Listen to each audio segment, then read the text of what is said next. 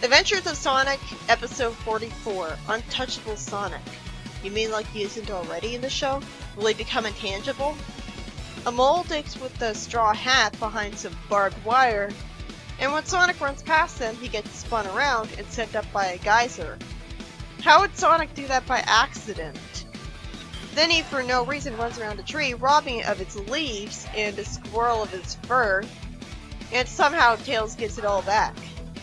Sonic seems to rob color from something too. He's causing so much unintentional destruction that it's like he's his evil twin. But of course not. That'd make for an interesting plot.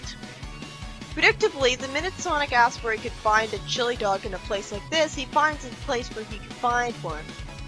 The town is empty, and Sonic asks what everyone's afraid of, and wonders if they've never seen a blue hedgehog before. People are scared of Sonic, and someone thought at first that they were robots, warning them that Mobius' corners aren't safe. Oh, I thought they were giving consequences to the fact that Sonic was causing destruction. Suddenly, some gangster robots damage the building trying to steal the business, and Sonic shows up out of nowhere with a disguise he shouldn't have, pretending to be an inspector. I really think the show would be better off being satirically parodied, because the dumb meta logic from the show needs to be taught a lesson. The episode's giving me the feeling that Sonic will get in trouble for the trouble his speed causes, as seen at the start. But instead, he effortlessly defeats the robot, sending hot water into his mouth, and he throws a bomb at one of them. Sonic is complimented for the victory, and Tails catches the paper in the air, showing them Dr. Robotnik's or else protection services. He's being like a mob boss, and Mr. Who, the mayor of Mobius Corners, was threatened for not paying. I hate the sound the phone made. It was a buzzing sound that startled me at first into thinking my computer was crashing.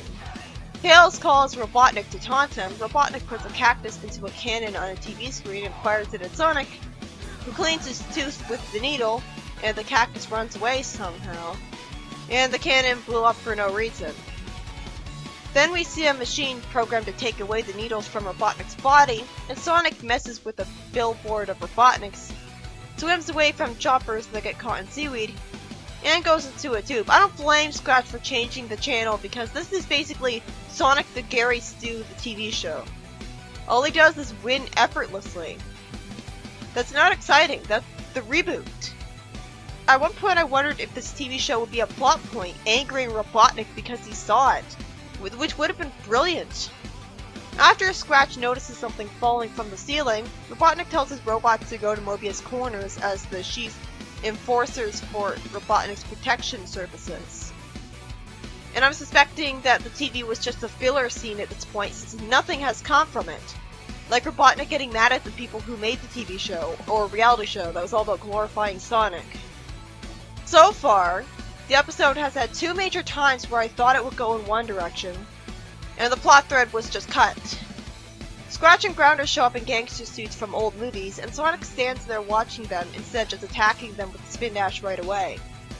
Scratch says he'll use a time bomb, but it'll explode right away because he forgot to install the timing device that Robotnik never should have invented. Sonic catches it, and Scratch is right, why didn't it go boom? The fuse should have run out at the same time, regardless of whether the bomb was caught or not. Sonic gives the bomb to Grounder, and it blows up.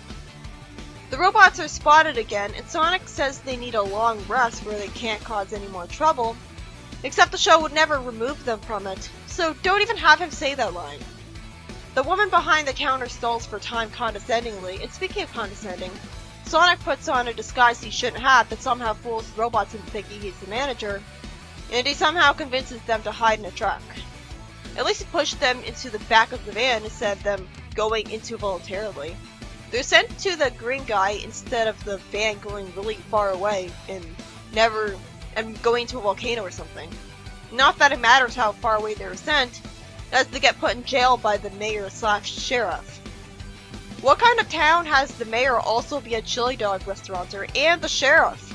His workload must be ridiculous. Because absolute bullshit, even Scratch and Grounder figure out how to escape a jail cell, as one of them extends their arm to steal the keys that shouldn't be anywhere near their cell, and they effortlessly tie up and kidnap the mayor. This is just insulting! They should have taken the robots apart first.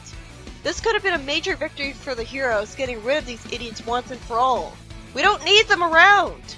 I'm so sick of the paper-thin disguise trope that I'm seething whenever I see it now. And that's all they contribute, getting fooled by that disguise. The woman says she's not gonna let them get away with kidnapping her boss. A heroic moment foreshadowed by her condescension to the robots earlier. A cannon tries to blow up Sonic and Tails, and they dodge some missiles as well while Robotnik watches. He opens the door again, and Sonic shows up dressed like an old lady, pretending that he was sent by his mother. This isn't funny! Why can't the show stop this? Why would anyone buy this? Why would they think this is acceptable? This show, it's so repetitive with the same thing over and over. And that's just the trap of a critic. You have to watch it all at once. And it shows you how repetitive it is. Sonic cuts the wires briefly. Why can't I just use his super speed to cut them and save us all this wasted time? Why can't he just get the money to pay back everyone in Mobius corners by using his super speed instead? Why? Oh, that's right, because the only reason Sonic disguises himself is to pad out the runtime of every episode with filler. At least Sonic and Sally bickering and Antoine being a coward wasn't completely illogical bullshit. At least it kind of made sense to happen in universe. I'd recommend skipping every disguise scene, but I have to watch them all because I'm reviewing the episode. And it's like almost every episode. Anyways, Robotnik's machine blows up and Sonic finds out the robots escaped their jail. Sonic and Tails sneak around a building with Roxy, fall into a trapdoor to a trash chute insultingly easily, and get caught by the robot that should still be in jail. Robotnik turns on a machine that automatically has a hammer slam the ground like a mechanical Amy. And then because Roxy is somehow caught in the trapdoor and falls into Robotnik, the machine screws up for no reason, somehow chasing after the villains when it shouldn't have been able to move from its spot. Again, huh? This isn't satisfying. She could have been genuinely helpful, she could have been not helping by complete accident, and that would have been more satisfying. Tails says that he knew the old robot parts would come in handy, and Roxy says that thanks to Tails, they have a new robot partner advertising the diner. And surprisingly, Sonic jumps into Roxy's arms and kisses her. And he's obviously a Casanova since I highly doubt she'll be his girlfriend appearing in every episode after this. Why do people talk as if Sonic and Girls is like a betrayal and he should be a chased hero when this show is pretty popular among the very same people who say stuff like that for Archie? The Sonic Says section is about Sonic lecturing us that being in a gang leads to a hard time, with us seeing Scratch and Grounder in jail. But they escaped jail effortlessly in this episode, so they should have used other bad guys instead. This episode sucked. It felt like it was leading in one direction, where Sonic's speed was causing collateral damage and stuff, and civilians would become afraid of him because of it, or it was an evil twin of his, or a robot. Or maybe they simply never saw Blue Hedgehog before in a reality ensues moment, and would actually treat him like a freak. Then we saw a TV show where Sonic was a Mary Sue, so Robotnik could have rallied against that.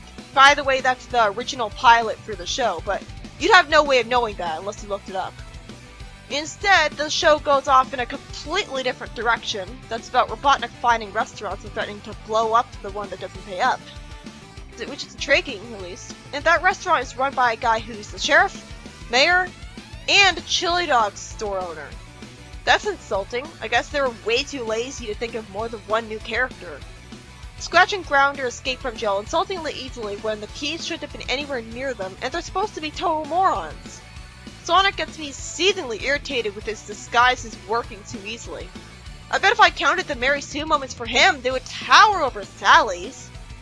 And at the very least, Roxy gets to be useful, but not in a way that makes much sense. A light-hearted tone is fine, but not when the writing is so lazy that Sonic gets all his victories handed to him on a silver platter with no logic to them whatsoever.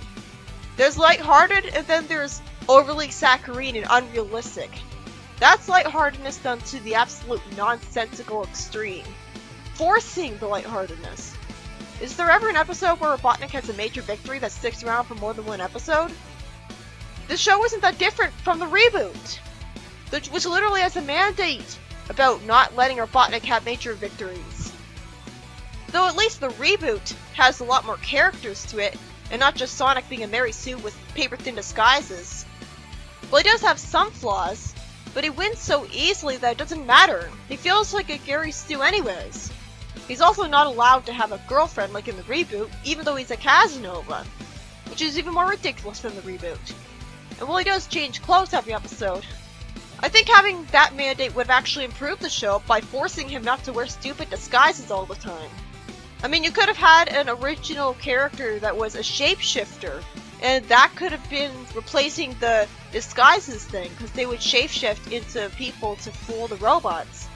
Though even then, wouldn't the robots be suspicious that, how did this person get here? Like, how did this person get in the rocket?